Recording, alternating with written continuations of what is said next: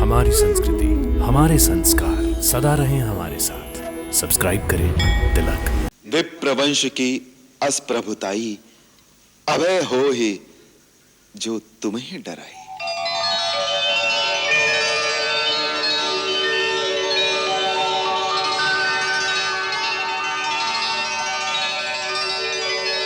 मैं इक्ष्वाकु वंशी महाराज दशरथ का पुत्र राम। वत्स राम, तुमने मेरे स्वर्गवासी मित्र दशरथ का नाम लेकर मुझे रोमांचित कर दिया है। आज कितना भाग्यशाली दिन है, आपसे मिलकर जैसे मेरे पिता मुझे फिर से मिल गए। आप हमारे शत्रु को त्याग कर हमारे पास आए हैं, अतः आप हमारे मित्र हैं, सो मित्र का स्थान ग्रहण कीजिए।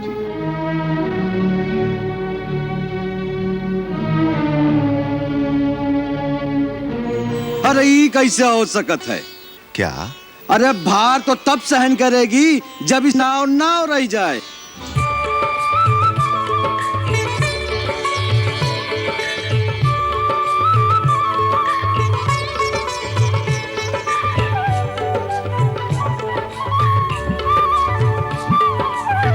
राजा राम, राजा राम, मेरे सरकार।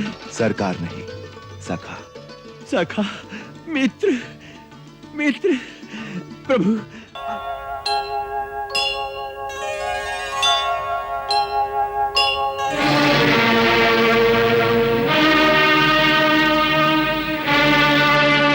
अपना परिचय नहीं दिया तुम दोनों ने। आप तो स्वयं भगवान कहलाते हैं और भगवान को अपने हर भक्त की पहचान होती है। यही सोचकर कि आप अपने इस दास को तो जानते ही होंगे, परिचय देना आवश्यक नहीं समझा। ये अयोध्या नरेश दशरथ के सुपुत्र राम और लक्ष्मण हैं।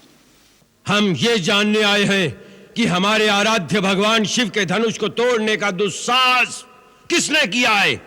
प्रभु, शिव के धनुष को तोड़ दे ऐसा साहस तो कोई आपका दास ही कर सकता है। उसके लिए क्या आज्ञा है, आप मुझसे कहिए। तू नहीं जानता कि मैं क्षत्रिय कुल नाशक, बाल ब्रह्मचारी, अति क्रोधी वह परशुराम हूं जिसने कई बार इस पृथ्वी को क्षत्रियों से विहीन कर दिया। क्षत्रिय राजाओं का सकल नाश करके यह पृथ्वी बार बार ब्राह्मणों को दान कर दी है। इस फरसे से मैंने सहस्र बाहु की भुजाओं को काटा है।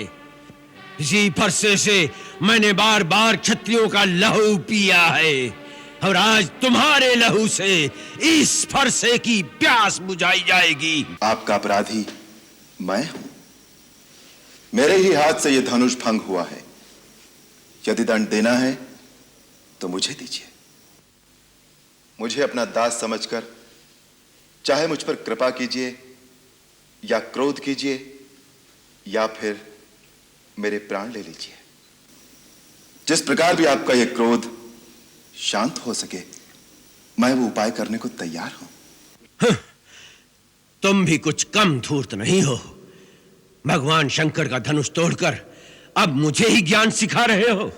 तुम समझते हो कि अपने आप को राम कहने से तुम परशुराम का भी सामना कर सकते हो, तो उठाओ शस्त्र और मेरे साथ युद्ध करो। मैं तुम्हें निहत्था नहीं मारूंगा।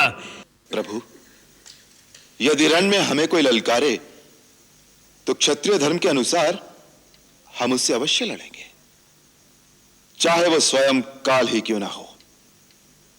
परंतु हम रघुवंशियों का यह भी धर्म है कि हम गौ, ब्राह्मण और स्त्री पर हाथ नहीं उठाते। ब्राह्मण हमारे लिए सदा पूजनीय है और उनकी सेवा करना हमारा परम धर्म है। सो प्रभु और सेवक के बीच युद्ध कैसे हो सकता है? आपकी और हमारी बराबरी कैसे हो सकती है? भगवान, मेरा तो छोटा सा नाम है राम, परंतु आपका परशु समेत परशुराम। आपने अपने राम को अभी तक नहीं पहचाना, परंतु मैं तो आपकी प्रभुता को जानता हूं। आपसे हारने में भी मेरी जीत है। विप्रवंश की अस्प्रभुताई अभय हो ही जो तुम्हें डराई।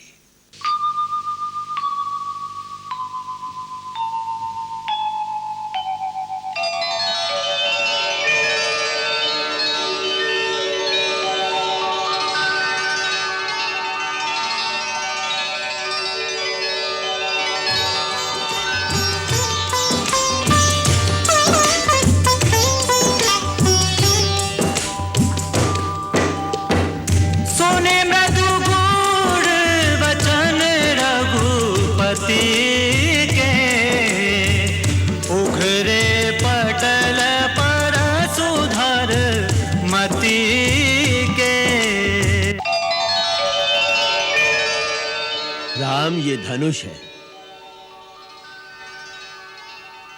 ये धनुष विष्णु ने मेरे पितामह महर्षि ऋचिक के पास धरोहर रूप में रखा था। यदि विष्णु के इस धनुष पर तुम वान का संघान कर सको तो मेरा संदेह मिट जाएगा। मैं तुम्हें पहचान लूंगा। राम रमापति कर धन ले खेचहु चाप मिटाए संदेह खेचहु चाप मिटाए संदेह।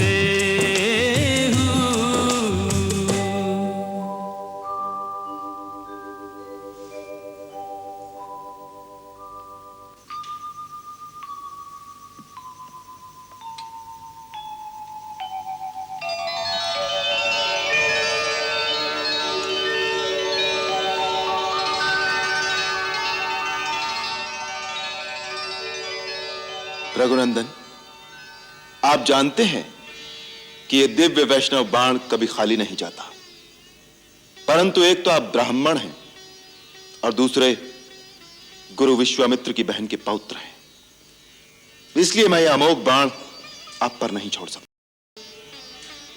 अब आप बताइए कि मैं किसे नष्ट करूं?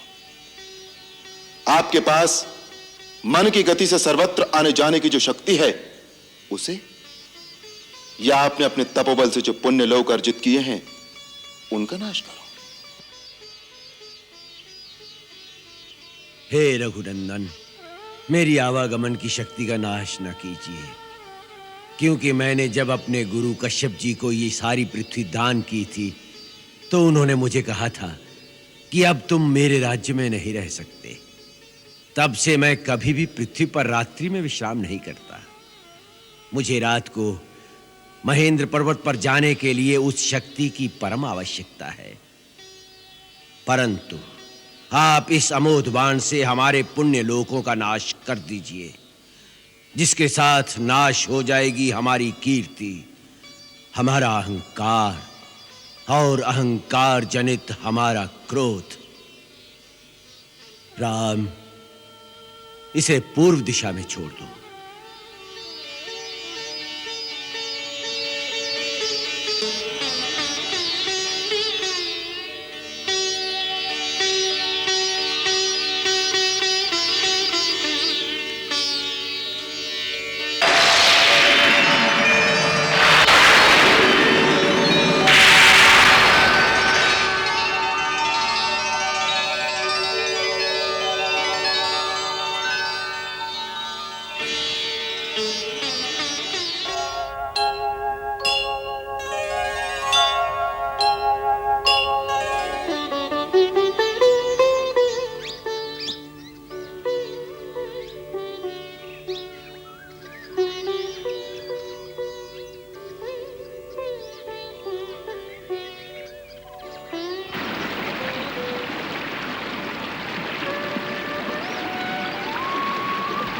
भैया, नदी के पानी की ध्वनि सुनाई दे रही है।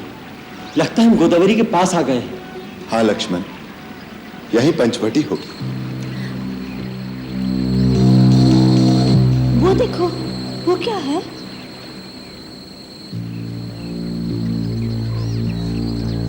कोई बहुत बड़ा गिद्ध है, जैसे गिद्धों का राजा हो। इतना बड़ा गिद्ध आज तक न देखा है न सुना है। मुझे तो लगता है कोई मायावी राक्षस है। भैया मुझे आज्ञा दीजिए, मैं अपने एक ही बाण से इसे यमलोक पहुंचा देता हूं। धीरज से काम लो लक्ष्मण। तुम्हें चित्रकूट की भविष्यवाणी याद नहीं? जब तक शत्रु अथवा मित्र का पूर्ण निश्चय न हो जाए तब तक केवल आशंका से प्रेरित होकर किसी पर वार नहीं कर देना चाहिए, नहीं तो पीछे पछताना पड़ता है।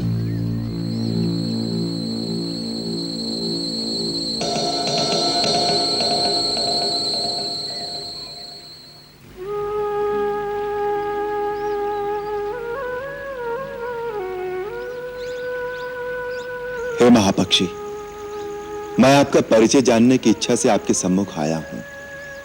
आप कौन हैं और किस उत्तम कुल में आपने जन्म पाया है?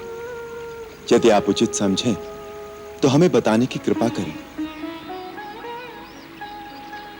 मैं इक्ष्वाकु वंशी महाराज दशरथ का पुत्र राम अपनी भार्या और अपने अनुज सहित आपको प्रणाम करता हूं।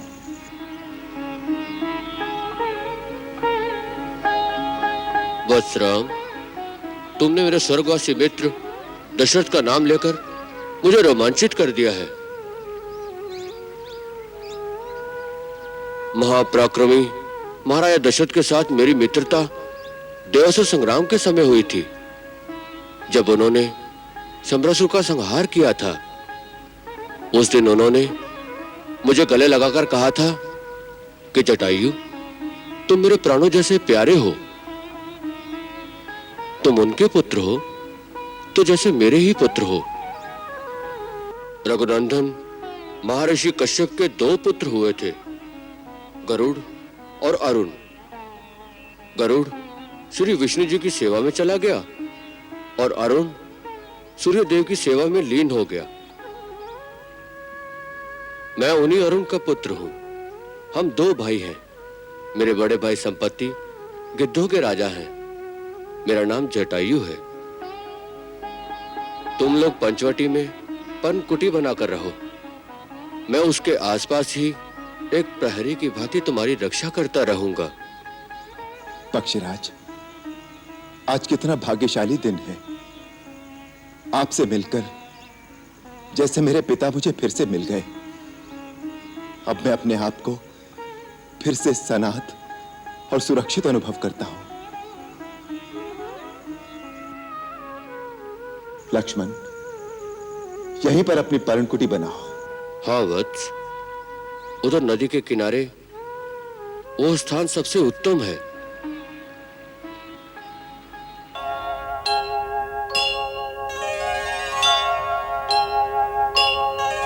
करत मनोरथ बहु मन माही, करत मनोरथ बहु मन माही। इस प्रकार रहस्यमय ढंग से आने वाले तुम लोग कौन हो?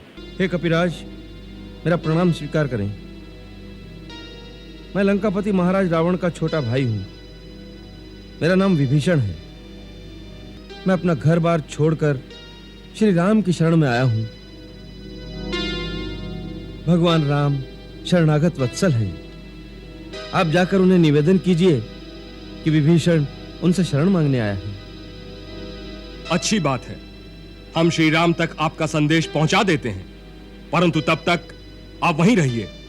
हमारी छावनी में आने की चेष्टा मत करिए। आओ मित्र, बैठो। रघुनाथ जी, अपने आप को लंका के राजा रावण का छोटा भाई बताने वाला एक असुर आया है। आपकी शरण में आना चाहता हूं, यह कहकर वह आपके पास आने की आज्ञा चाहता है, परंतु वह शत्रु का भाई है। इस बात को गंभीरता से सोचना चाहिए कि उसको अपने शिविर में आने की अनुमति दी जाए या नहीं। वानर राज, जिसके हृदय में कपट हो वो इस प्रकार खुल्लम खुल्ला सामने नहीं आता। उससे उसका परिचय पूछना चाहिए। वो कौन है, क्या नाम है उसका? विभीषण नाम बताया है उसने अपना। विभीषण? विभीषण भी आपका परम भक्त है प्रभु। संभव है विभीषण में कुछ दोष हो, उसके मन में कुछ दुराव भी हो, परंतु मेरा एक प्रण है कि जो शरण में आए उसे अभय कर दूं। मित्रता की याचना करता हुआ कोई शरणार्थी बनकर आया है, उसे ठुकराना दोष है। दोषी को आश्रय देना, भले ही वो ठगने क्यों ना आया हो, सत्पुरुषों के लिए उचित है। ठगना पाप है, ठगे जाना नहीं। आपका निर्णय उत्तम है प्रभु। मैं आप सबके विचारार्थ एक उदाहरण प्रस्तुत करता हूं, आप उसे ध्यान से सुने।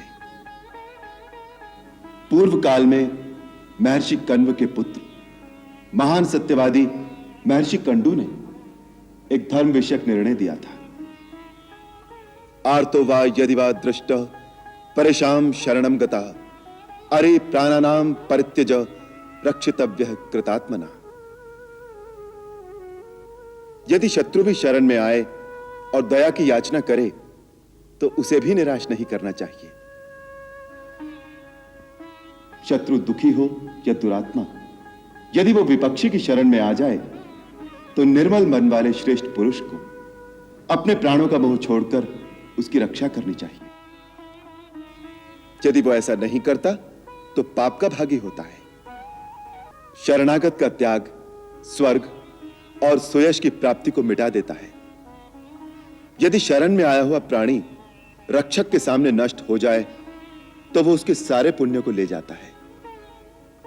मैं आज महर्षि कंडू के उस यथार्थ और उत्तम वचन का पालन करूंगा। मैं तुम्हारा हूं, यदि ऐसा कहकर कोई मेरी शरण में आया है तो उसे ग्रहण न करना महान अधर्म होगा। हे कपिश्रेष्ठ, ये तो विभीषण है। यदि स्वयं रावण भी शरणागत बनकर आए तो भी मैं अपना पन निभाऊंगा, उसे शरण दूंगा।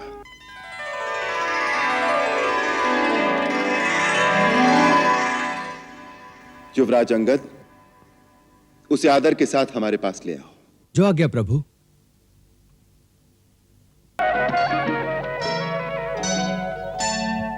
दूर ही देखे वह उभराता नैनानंद दान के दाता।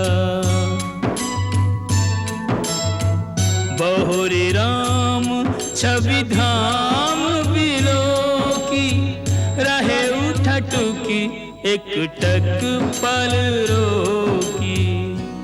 हे नाथ, मैं महाराज रावण का छोटा भाई विभीषण हूं।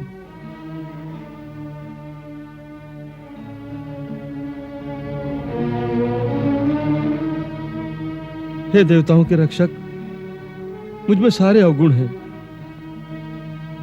मेरा जन्म राक्षस कुल में हुआ है। मेरा शरीर तामसी वृत्ति का है, जिसके कारण स्वभाव से ही मुझे पापों से लगाव रहा है। प्रभु, आप शरणागत भयहारी हैं। जिसे आपकी शरण मिल जाए उसे जन्म और मृत्यु के भय से मुक्ति मिल जाती है। प्रभु, मुझे महाराज रावण ने अपमानित करके लंका से निकाल दिया है। मैंने उन्हें अधर्म और अनीति से बचाने के लिए इस बात पर जोर दिया था कि देवी सीता को सम्मान के साथ आपके पास पहुंचा दिया जाए और लंका तथा लंका की निर्दोष प्रजा को युद्ध के संहार से बचाया जाए।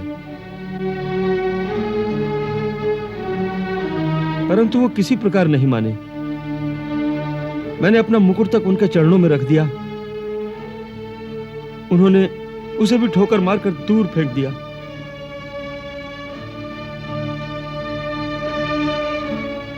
अब मैं अपमानित और तिरस्कृत होकर अपना परिवार, धन, संपत्ति सब छोड़कर आपकी शरण में आया हूं।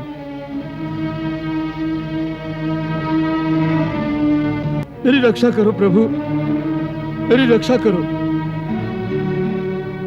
आप हमारे शत्रु को त्याग कर हमारे पास आए हैं, अतः आप हमारे मित्र हैं। सो मित्र का स्थान ग्रहण कीजिए।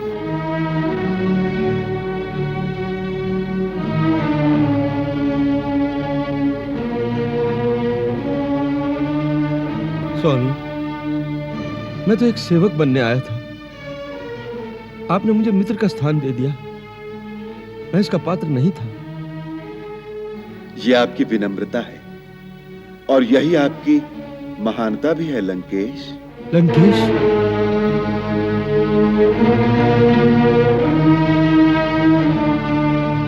प्रभु, लंकेश तो इस समय महाराज रावण हैं। आपने एक शरणार्थी को यह संज्ञा कैसे दे दी? रावण तो केवल कुछ ही दिनों के लिए लंकेश रह गया है। उसके पाप कर्म उसकी सारी शक्तियों को क्षीण करके उसकी मृत्यु को बहुत समीप ले आए हैं। तत्पश्चात लंका का राज सिंहासन आपको ही संभालना पड़ेगा। युद्ध के पश्चात लंका की प्रजा को एक धर्मपरायण राजा के द्वारा सुख और शांति देने का उत्तरदायित्व जितना हमारा होगा उतना ही आपका भी होगा। आपकी प्रजा का हित आपसे अधिक और किसके मन में होगा? हे प्रभु, आप सचमुच त्रिकालदर्शी हैं। यही बात आज मेरी पूजनीय माता ने मुझसे कही थी, जो मेरे पूज्य पिताश्री महर्षि विश्रवा हिमालय जाते हुए उन्हें कह गए थे कि महाराज रावण के पश्चात मुझे प्रजा की सेवा का कार्य संभालना पड़ेगा। और सच्ची बात यह है प्रभु कि मैं अपने मंत्रियों की सम्मति से आपकी शरण में इसी आशा से आया हूं कि लंका की निर्दोष प्रजा की ओर से आपसे दया की भीख मांगूं, जिससे एक पापी के पाप के कारण सारी प्रजा को दंड न भुगतना पड़े। हम तुम्हारी प्रजा वत्सलता की सराहना करते हैं। हम तुम्हें वचन देते हैं कि हमारी सेना का कोई भी सैनिक लंका के किसी निर्दोष नागरिक को क्षति नहीं पहुंचाएगा, बल्कि मेरी सेना तुम्हारी प्रजा की रक्षा करेगी। हम केवल उन्हीं का संहार करेंगे जो युद्ध की इच्छा से हमारे सन्मुख आएंगे।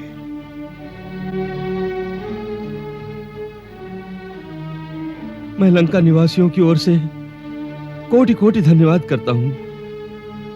आपने अपने सेवक के साथ उन सबको निर्भय कर दिया। आपसे बड़ा दानी कौन हो सकता है? प्रभु, यही अनुकंपा बनाए रखिएगा। तुम अनुकंपा की बात करते हो, हमें तो तुमसे बड़ी सहानुभूति है मित्र, कि उस दुष्ट मंडली में भी तुम कैसे अपने धर्म और अपनी नीति की रक्षा कर सके। कहते हैं कि दुष्टों की संगति से तो घोर नरक में रहना उत्तम है। मैं हनुमान से सारी गाथा सुन चुका हूं कि ऐसे वातावरण में तुम किस प्रकार भक्ति की भावना में अचल और अडिग होकर खड़े हो।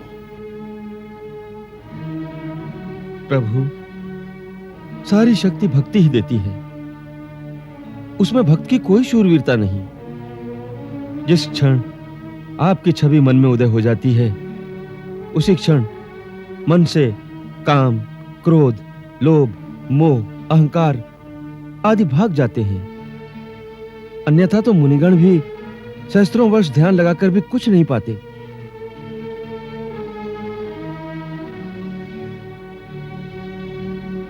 यही परम सत्य है, जो संसार का माया मोह, भाई बंधु, मित्र, परिवार, छल कपट सब कुछ छोड़कर केवल एक प्रभु की ही शरण में जाता है, जिसका कोई आसरा नहीं होता, उसे भगवान स्वयं आश्रय देते हैं। मित्र, तुम हमारी शरण में आश्रय मांगने आए हो। हमने तुम्हें लंकेश कहा है। हमारे बाण की भांति हमारा वचन भी अमोघ है, जो झूठा नहीं हो सकता। रावण ने तुम्हारे मुकुट को ठोकर मारकर दूर फेंक दिया है। उसके बदले हम आपको राजमुकुट पहनाएंगे। महाराज सुग्रीव, आप समुद्र का पवित्र जल मंगवाइए। सागर में समस्त तीर्थों के जल का समावेश है। अपनी सेना के सामने उसी पवित्र जल से हम लंका के भावी नरेश महाराज विभीषण का राज्याभिषेक करेंगे। मित्र, मैं जानता हूं कि तुम्हारी इच्छा नहीं है, परंतु मेरी शरण में आने का और मेरे दर्शन करने का फल अमोघ है। अतः मैं सागर के पवित्र जल से, जिसमें समस्त नदियों और समस्त तीर्थों के जल का समावेश है, तुम्हारा अभिषेक करता हूं। जो संपत्ति शिव रावण नहीं, दीन दिए 10 माथ, सोई संपदा विभीषण नहीं, सकुच दीन्हि रघुनाथ। लंकापति महाराज विभीषण, लंका का राज्य आपके लिए कल्याणकारी हो। लंका नरेश महाराज विभीषण की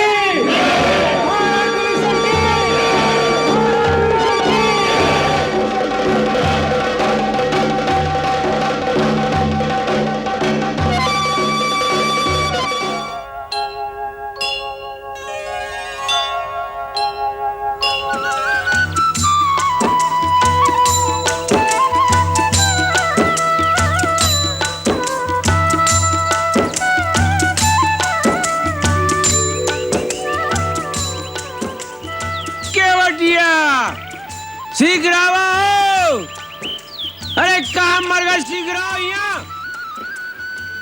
अरे यहाँ देखो क्या हुआ है। अरे रह जाओ, शीघ्र आओ, देखो यहाँ क्या हुआ है। अरे देखत का हो, आवत है।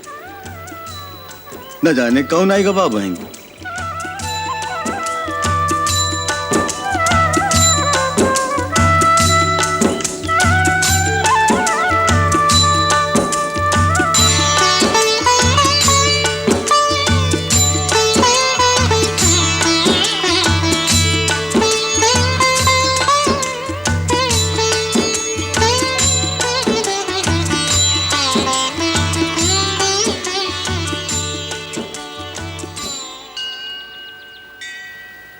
विष्णुपाद प्रसूतासी वैष्णवी नाम धारिणी, पाहिमाम सर्वतो रक्षेत गंगा त्रिपथगामिनी। ओम ह्रीं श्रीं गंगाय स्वाहा।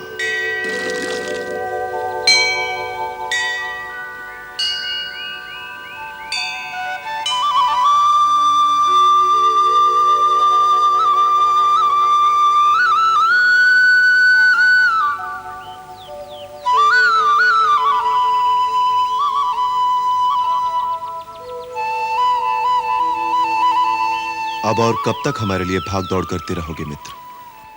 हमें विदा दे दो और कष्ट न करो। कष्ट तो हमें आपकी कष्ट वाली बातें सुन के हो रहा है।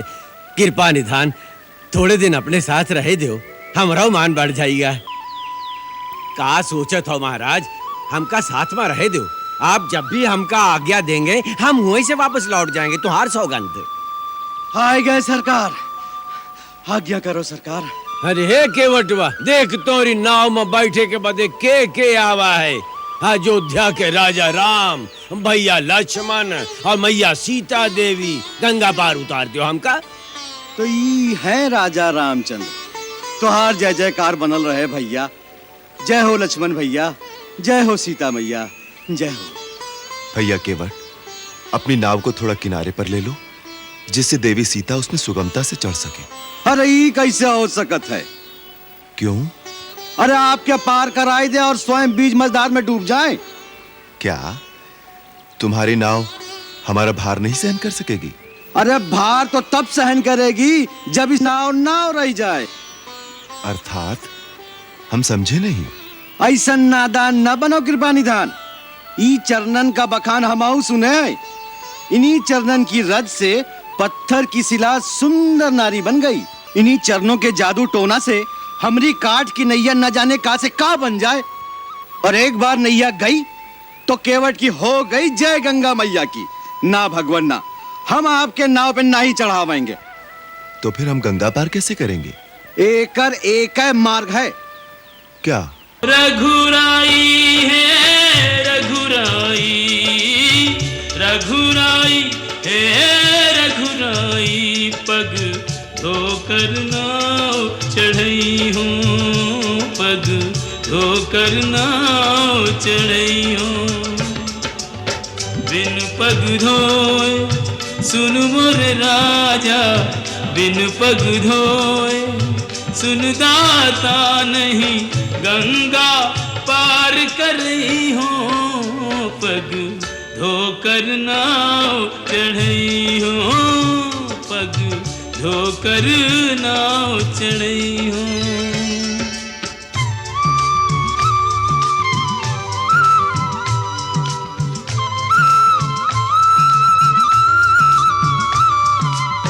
तब चरणन की महिमा न्यारी, परस पाए पाथर भयो नारी।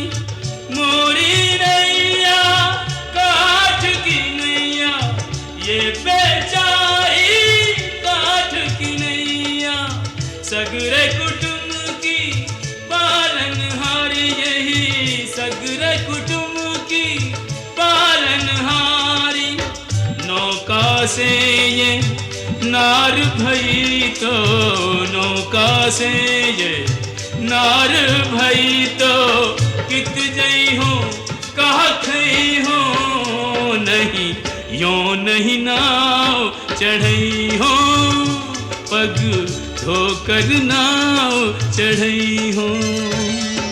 कृपा सिंधु बोले मुस्काई, सोई करु जेहि तब नाव न जाई।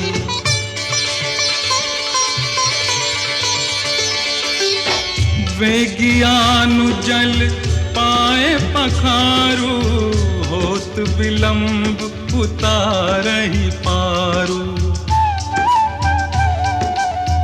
अति आनंद उमगी अनुरागा, चरण सरोज पखारन लागा।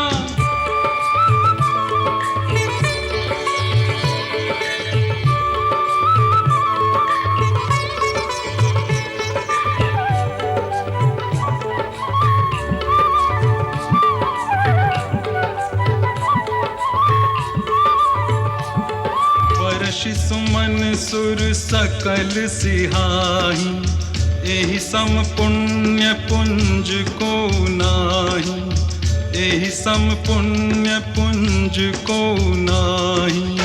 चरणामृत के पान किए ते, चरणामृत के पान किए ते, कछुक भरोसो पई हो, अब निर्भय नाव चढ़ई हो, अब निर्भय नाव चढ़ई हो।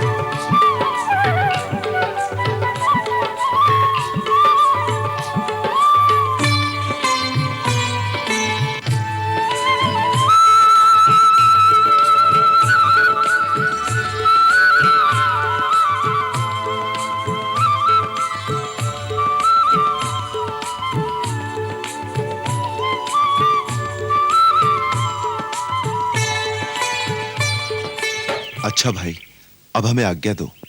अयोध्यानाथ की जय जयकार बनी रहे। हमका भूल मत जाना महाराज, और लौटती फिर अवश्य दर्शन देना। कैसे भूल सकते हैं तुम्हें? आओ चले।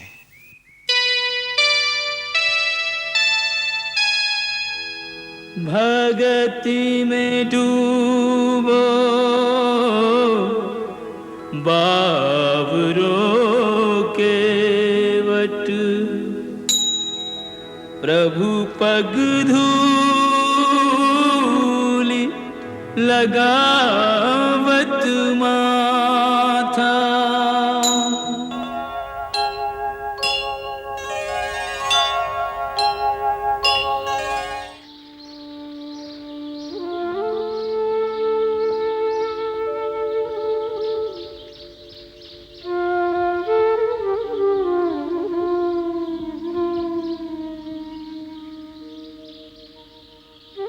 मातृभूमि की माटी, तुझे शत शत नमन।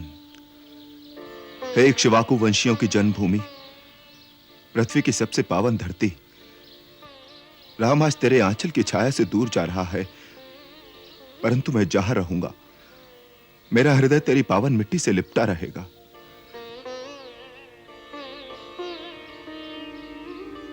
मां, मैं तेरी थोड़ी सी मिट्टी ले जा रहा हूं, से प्रतिदिन इससे तिलक कर सकूं और इसके रूप में मातृभूमि की प्रतिदिन वंदना कर सकूं।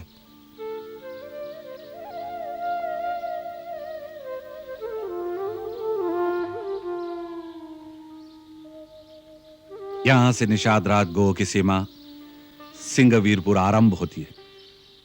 निषाद राज गो हमारे मित्र। हाँ हाँ राजा जी, हम अच्छी तरह देखा। अयोध्या नरेश की सूर्य पताका फहराए रही है रथ पर। सारथी कभी उन्हें कुमार कहत है और कभी श्री राम कह के बुलावत है। कहा कहो? श्री राम? अयोध्या के राजकुमार? अरे सुरऊ ही काहे नहीं कहा तो कि श्री राम आए हुए हैं।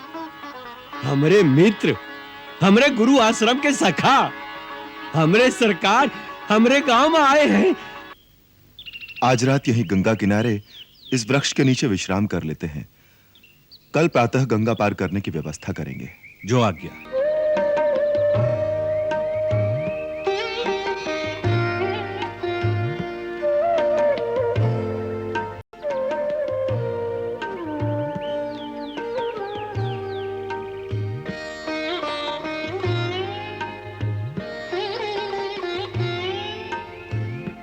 आप कहें तो आपके मित्र निषाद राजगो को आपके आगमन की सूचना कर दूं?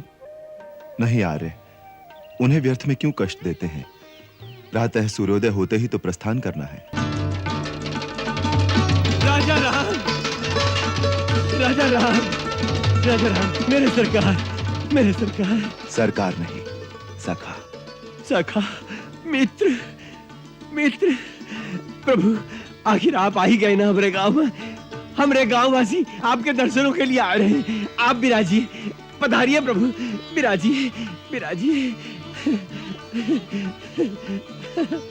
राजा रामचंद्र की जय, राजा रामचंद्र की जय, राजा रामचंद्र की जय, राजा रामचंद्र की जय, राजा रामचंद्र की जय।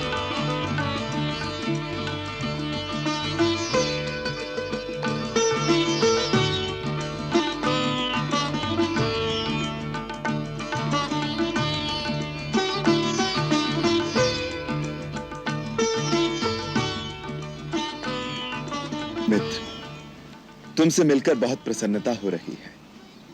ये सौभाग्य की बात है कि आज मैं तुम्हें अपने बंधु बांधवों के साथ स्वस्थ और आनंदमय देख रहा हूं।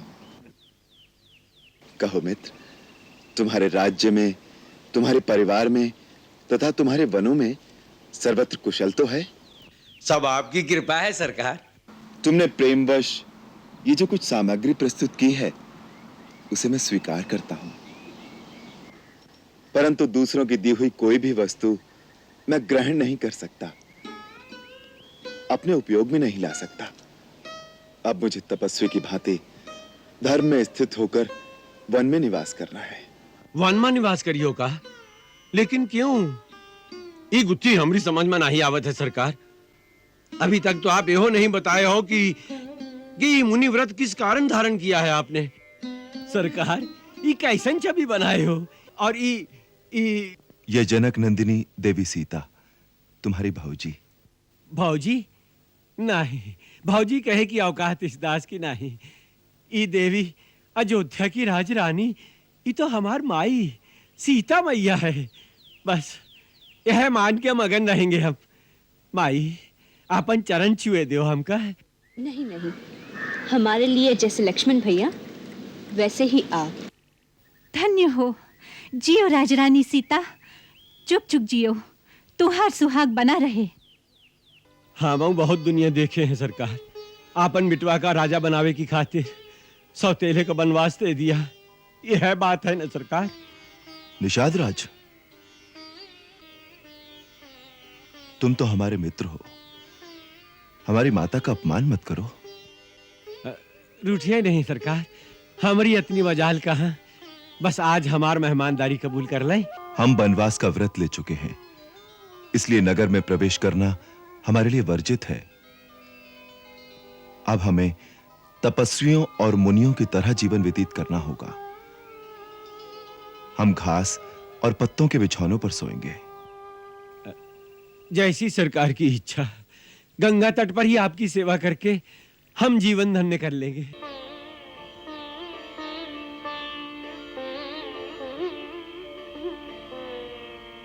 सरकार आपकी आज्ञा के अनुसार बिछौना तैयार है, पधारिए।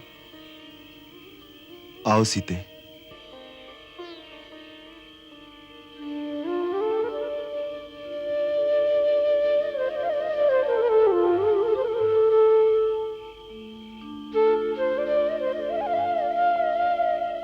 मित्र, तुम्हारे स्नेह, तुम्हारे सत्कार और तुम्हारे समर्पण ने हमें भाव विभोर कर दिया है। हमें सदा गर्व रहेगा तुम्हारी मित्रता पर। सरकार ने हमारी बात मान ली। नहीं मित्र, हम तुम्हारे सत्कार को स्वीकार करते हैं, परंतु उसे ग्रहण नहीं कर सकते। राज्य तो हमें अयोध्या का भी दे रहे थे पिताश्री। कहा तो सरकार, वो तो आपको राज्य से निकाल दिए हैं।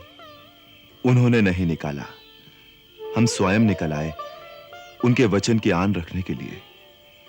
यही हमारा धर्म है। निषाद राज, उसे पालन करने में हमारी सहायता करो। अब प्रभु, आपके संकल्प के आगे तो ब्रह्मा हार जाए। हम तो हैं ही तुच्छ। हमरे भाग में आपकी सेवा नहीं होगी। जाओ, अब सो जाओ।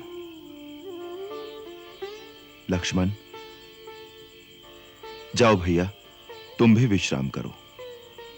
आर्य सुमंत्र के सोने का भी प्रबंध कर देना। सरकार आप चिंता न करें, सब प्रबंध हो गवा है। आप आराम करें।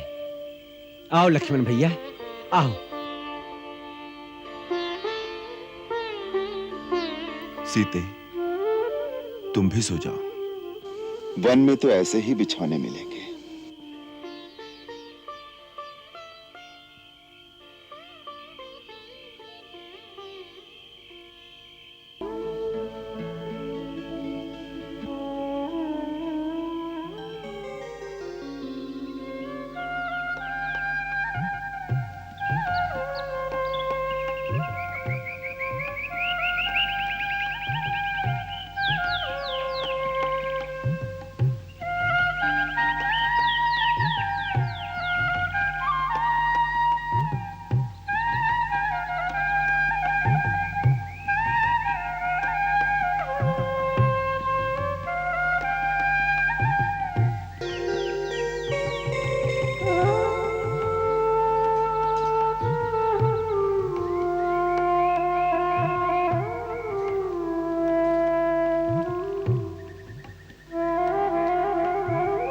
सरकार, सरकार, प्रणाम प्रभु। आओ निषाद राज, तुम ठीक समय पर आ गए। प्रभु, ई का होएगा? ई बालों को कैसे मना लिया प्रभु? मित्र, जब वन में ही वास करना है तो पूरी तरह मुनिवेश धारण कर लेना चाहिए। अब हम यहां से गंगा पार करके आगे वन में पैदल ही जाएंगे। आगे जाना आवश्यक है क्या प्रभु? तुम हमारे मित्र हो ना? एक मित्र का धर्म है कि वो अपने मित्र की इस प्रकार सहायता करे कि उसे अपने कर्तव्य पथ पर चलने में सहारा मिले। तुम अपने प्रेम को हमारे कर्तव्य पथ की बाधा बनाना चाहते हो? यह उचित नहीं मित्र। अपने भावना के वेग को रोको और हमें आगे जाने की अनुमति दो। कर्तव्य भावना से महान होता है। ये बड़ी बड़ी बातें आप है जानो सरकार। हम तो केवल अतना ही जानत है कि प्रेम से बड़ा कछो नहीं होता है और प्रेम से बढ़कर कछो नहीं होता है। तो हम तुम्हें उसी प्रेम की शपथ देते हैं मित्र। हमें अपने पथ पर आगे जाने दो। आप प्रेम का नहोरा देते हो तो और आगे का बोली सरकार? यही सुन आपकी आज्ञा। तो किसी खिवैये से कहकर एक नैया का प्रबंध करा दो, हमें गंगा पार उतरवा दो। तुम्हारी बहुत कृपा होगी मित्र। नहीं नहीं प्रभु, स्वामी सेवक के आगे हाथ जोड़े, ऐसे सेवक का पाप लगत है। हम आपकी हर आज्ञा का पालन करेंगे, आप निश्चिंत रहें। मुनिश्रेष्ठ, मैं महाराज दशरथ का पुत्र राम आपके श्री चरणों में प्रणाम करता हूं। चिरंजीवी हो, यशस्वी हो।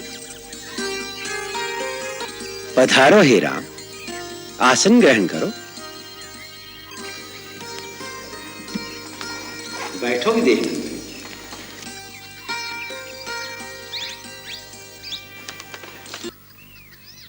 हे महामनस्वी, अपने इस तपोवन में तुम्हारा आतिथ्य करके हमें ऐसे अलौकिक आनंद का अनुभव हो रहा है जैसे हमें अपने समस्त जीवन की तपस्या और साधना का सुफल मिल गया हो, जैसे हमारे संपूर्ण जीवन के पुण्य फलीभूत हो गए हो।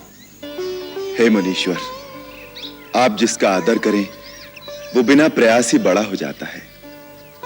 आपके केवल दर्शन मात्र से ही मनुष्य सब दुखों से निवृत्त हो जाता है। धन्य हो राम, धन्य हो।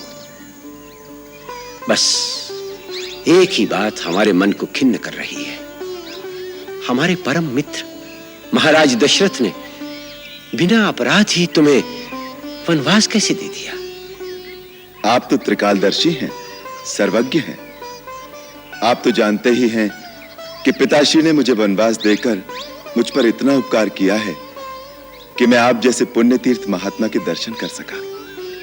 हे पुरुषोत्तम, अपनी मर्यादा के अनुकूल ही निर्विकार भाव है तुम में। बिना किसी अपराध के निर्वासित होकर तुम वनवास के दुख भोगोगे, ये बात सोचकर हमारा हृदय अत्यंत व्यथित हो रहा है। विश्वास कीजिए पूज्यवर, मैं सौगंध से कहता हूं, लेश मात्र भी दुख नहीं है वनवास में।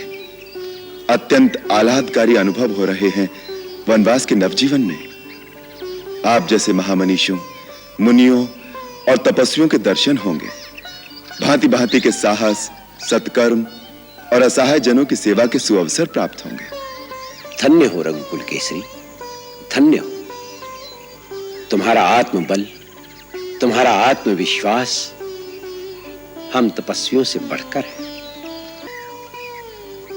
हमारा आग्रह है कि अब तुम देवी सीता और अपने अनुज लक्ष्मण के साथ इसी आश्रम में शांतिपूर्वक निवास करो। क्षमा मुनिवर, यहां निवास करना अनुकूल नहीं होगा।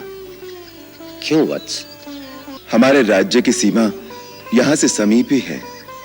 पता लगते ही अयोध्या वासियों का तांता लग जाएगा। आपके आश्रम की शांति भी भंग होगी और हमारा उद्देश्य भी पूरा नहीं होगा। अतः एकांत स्थल में कोई स्थान बताने की कृपा करें। यहां से 10 कोस की दूरी पर चित्रकूट नाम का एक परम पवित्र और बहुत ही रमणीक पर्वत है। वहां भी अनेक साधक तपस्वी अपनी अपनी तपस्या में लीन रहते हैं। वो स्थान तुम्हारे लिए उपयुक्त रहेगा। चित्रकूट किस मार्ग से होकर जाना होगा मुनिवर? राम, तुम जिस मार्ग से भी जाओगे वही मार्ग सुगम हो जाएगा। उसके लिए तुम्हें यमुना को पार करना होगा। वहां कोई नाव नहीं मिलेगी। निषाद राज तुम्हारे साथ हैं। इनकी सहायता से बांसों का एक बेड़ा बना लेना। उस पार कुछ दूर चलकर श्यामवट नाम का एक पवित्र वट वृक्ष मिलेगा, जिसकी छाया में कई सिद्ध पुरुष अपनी अपनी तपस्या में लीन हैं। वो दिखाई नहीं देंगे। उन्हें प्रणाम करके उनका आशीर्वाद ले लेना। वहीं से तुम्हें चित्रकूट का पथ मिलेगा। राम, तुम्हारा वनवास जगत के लिए कल्याणकारी सिद्ध हो। जो आज्ञा मुनिवर।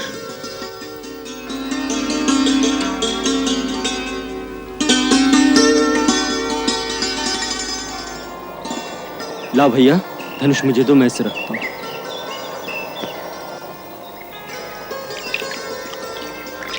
हटिए निषाद भैया, ये सब मैं करता हूं। जैसा ना क्या सरकार, एक एक बांस चुन के बेड़ा बांध दिया है। अब एक संभाल के चलाए का है, बस बेड़ा तैयार है। अच्छा मित्र, तुमने हमारा बहुत साथ दिया। हम सदा तुम्हारे कृतज्ञ रहेंगे। अब जमुना पार करके हम चले जाएंगे और तुम वापस लौट जाओ। क्या कहो सरकार, क्या कहो? निषाद राज, तुमने वचन दिया था ना, जब हम कहेंगे तुम लौट जाओगे। ऐसे कठोर वचन दिए रहे हमका सरकार। अब इन तो जमुना नदी पार करेगा आपका। आगे बहुत खतरा है। खतरे तो पग पग पर होंगे निषाद राज। हमारा ठिकाना निश्चित हो चुका। तुम्हें भी अनिश्चित काल तक अपने राज्य से दूर नहीं रहना चाहिए। जाते जाते हम तुम पर एक उत्तरदायित्व डाल रहे हैं। भरत ने अभी अभी राज्यभार संभाला है। उसे अपनी शासन व्यवस्था दृढ़ करने में थोड़ा समय लग सकता है। तुम्हारा राज्य कौशल देश की सीमा पर है, इसलिए जब तक भरत पूरी तरह राज्य न संभाल ले, तुम सीमा की रक्षा करना। आप कोई भय मत करें सरकार। मैं आपको वचन देता हूं, हम निषादों की लाश के ऊपर से जाकर ही शत्रु को सीमा पार करेगा पड़ी। ये हमारा वचन रहा। अच्छा मित्र। जो बिछड़े बिलखत फिरे के बट हो के निषाद, धीर वीर रघुवीर उर, ना कछु हर्ष विषाद।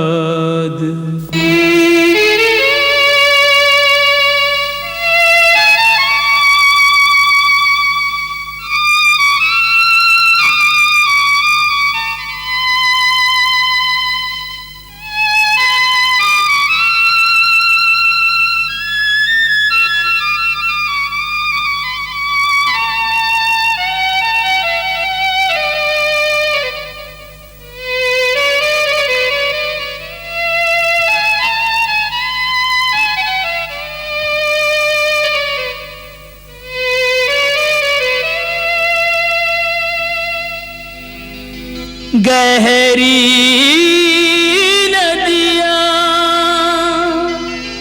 बांस का बेड़ा, लखन के हाथों में पतवार, आगे बन है पथ निर्जन है, ना कोई संगी ना आधार।